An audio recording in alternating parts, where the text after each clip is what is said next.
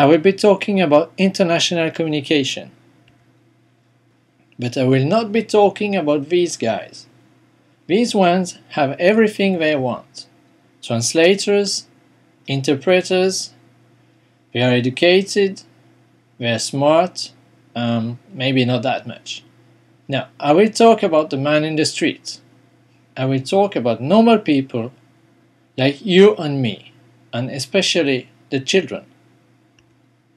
Like these girls who are playing together. What is the problem of international communication? What is your problem? If we are together, it means that we have a common goal. It is to promote the exchange between people, between countries, between companies, between unions, between travelers, to make market works. And for that, we need a common language. And hence, we want that the majority uses the language of the powerful minority. To use the language that can assure that a larger amount of people will understand. French was the common language for diplomats during the 17th, 18th and 19th century. It was a solution, but it was not fair. Italian would have been a much better common language at that time, but that doesn't count. In the Eastern Bloc, learning Russian was compulsory. It was a solution, but not a fair solution. Bulgarian would have been a better solution, because all Slavic languages are quite close, and Bulgarian doesn't have any case.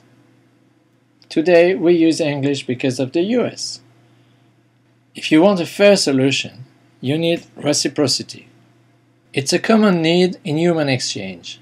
If we are two people and divide something, half is acceptable. But the winner takes it all is not acceptable. In language situation, it means that everybody can talk its own language. But it also means that everybody understands every language. It costs a fortune in studying. It might work in Switzerland, but even there's a tremendous pressure to teach and use English first. So we have a conflict. If every language is accepted as a common language, it destroys the idea of common language, because everything's common. And if you use the strongest language, it destroys the feeling of reciprocity. Not everybody is making an effort to communicate. Or, as we say in French, some people are more equal than others. So, what do people usually do in this case? They look for a compromise. Let's translate everything. Let's publish in all languages. The stuff I'm talking about is from the theory of constraints. The original book from Goldratt has been translated in 26 languages. Isn't that brilliant? If you are French, you can read it in French, but it costs twice more. But that also means that if you are a native speaker of the 5,974 other languages, you will have to read it in your second language. But what's more important is that if you want to know more about the philosophy and the tools, you will have to read more books. I have these ones in English, and these ones in French, and only one in German. The true problem is that the more interesting are these ones in English, but they're not available in any other language. That's not fair.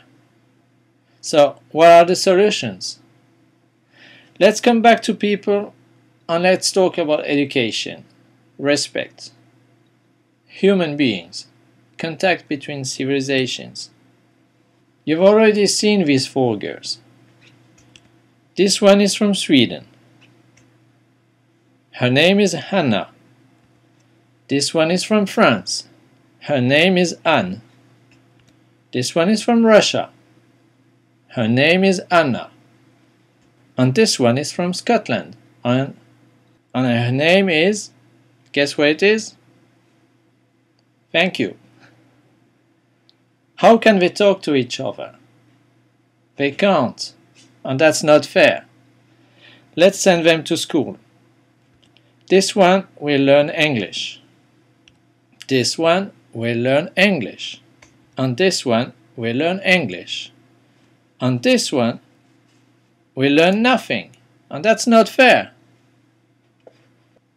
And it will take years for the 3 others to reach the current level of the 4th one. By the meantime, she will be far way ahead, and the 3 others will probably never catch up. That's not fair. Can you think about another solution? Bilingualism. Let's educate all of them in 2 languages. But how do Russian parents educate a child in a language which is not there? Why do Swedes would start talking in English to their children? Can you imagine the result if every French started to educate their children in English? Or use the English I use now, which is not that British. It is possible, but in practice it's almost impossible. And still, there is one who still speaks only English. Can you think about another solution? Let's come back to our cloud. Theory of constraints says that behind the arrow lay the solution, and an injection can change the whole thing. It will prevent the conditions that make the conflict appear. Let's inject Esperanto. Let's teach Esperanto to all of these girls. Now they have a common language. Parents taught Esperanto to these 4 girls. Even so, it's not their mother tongue. It's a fair solution. It will help the children open their minds, learn other languages quicker. It will help them understand better their mother tongue. Because Esperanto is a fair language. Now you know why it's important. Because it's a quick, easy, and a fair solution. But let me tell you a few more things about these 4 girls. One thing was wrong in what I said. This one speaks Serbian as well, and this one learns German. Esperanto is a way to protect languages. And there's something fake in this situation. Can you guess what? Their names are not Anna. So it's up to you. Add Esperanto in your word, and thank you for your attention.